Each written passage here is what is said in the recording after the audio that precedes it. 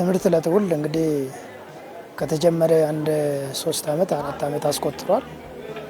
ይሄ ደግሞ ሰፊ ትምህርት ተቋማት ላይ ስፋት ባለው መልክና ጥራት ባለው መልክ የትምህርት ቤቶች ደረጃ በማሻሻል አኳያ ሰፊ ስራ ተሰርቷል። ያ ማለት ማህበረሰቡን ከመንግስት ፋይናንስ ውጭ ያሉ ማህበረሰቡን በማስተባበር ትምህርት ተቋማትን የሚደግፉ ባለሀብቶችን በማስተባበር የቀድሞ ተማሪዎችን በማስተባበር የሚሰሩ ስራዎች ናቸው። እንዲሁም ደግሞ ወላጆችን በማስተባበር ሰፊ ስራ ተሰርቷል። በእኛ እንደ አራዳ ክፍለ ከተማ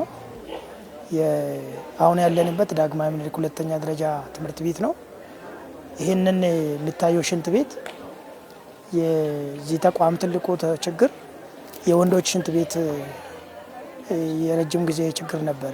የወደቀ ጥራቱን ያልጠበቀ ነበረ እና እሱ በትምህርት ለትውልዳችን ወደ 15 ሚሊዮን የሚሆን አንድ ባለሀብት አግዞ ይሄ ስራ እንዲሰራና አሁን ወደ 1000 በላይ የሚሆኑ ወንድ ተማሪዎች ከ30 በላይ የሚሆኑ ክፍሎች አሉ። ሻወር አለው። ይህንን አሰርቶ ስታንዳርዱ በጠበቀ መሰረት ተማሪዎቻችን በነፃነት ወረፋ ሳይጠብቁ የሚጠቀሙበት አግባብ ተፈጥሯል።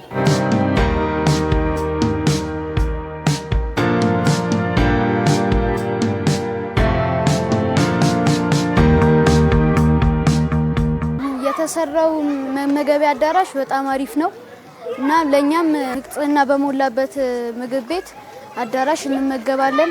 አንደኛ የአዳራሹን ንጽህና ለኛ ስንመገብ ደስታ ይሰጠናል።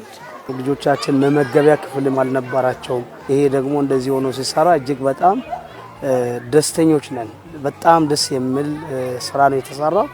ልማቱ በጣም የተሰራው ልማት አስደሳች፣ በጣም የሚያስደስት ነው።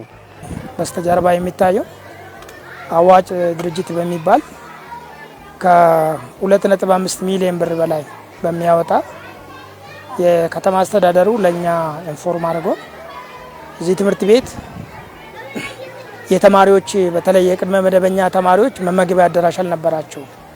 ይህንን የመሰለ አዳራሽ ሰርቶ የተማሪዎቻችን ችግር የሚፈታበት አግባብ ተፈጥሮ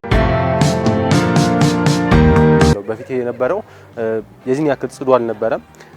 አሁን እንደምታዩት በጣም ንጹህ ነው። ከውጭም ደስ የሚል ሻይን የሚያደርግ ወይ ደግሞ አትራክት የሚያደርግ አይነት ባህሪ ያለው እና ያን የበፊት የነበረውን ባህሪ አስወግዶ አዲስ ደስ የሚል ነገር ለተማሪውም ለመምህራንም እንደምትመለከቱ ሰፋ ባለ መልኩ አገልግሎት እየሰጠ ይገኛል ማለት ነው። ግንባታው ለቀጣይ ትውልድ እንዲሁም ለኛም ንጹህ የመታጠቢያ እንትን ተሰርቶ እንላል እና ቀጣይ ትውልድም እኛም ተጠቅመን ለአስተማሪዎችም ለአካል ጉዳተኞችም ተጠቅመዋል ማለት ነው።